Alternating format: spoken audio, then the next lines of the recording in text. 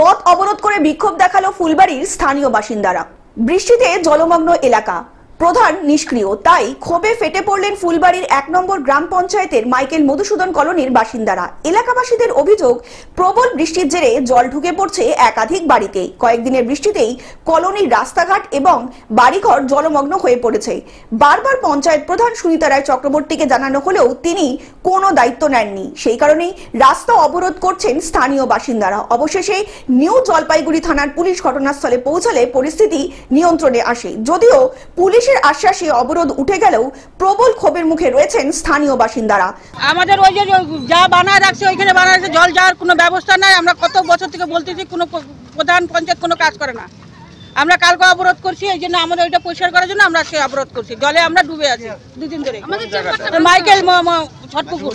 জলপাইগুড়ি থেকে সায়ন সেনের report, globe news. এখন থেকে গ্লোব টিভি দেখুন আপনার স্মার্টফোনেও। গুগল প্লে স্টোর অথবা অ্যাপল স্টোর থেকে ডাউনলোড করুন গ্লোব টিভি লাইভ অ্যাপ। এছাড়া জিও টিভি অ্যাপ থেকে দেখুন গ্লোব টিভি লাইভ।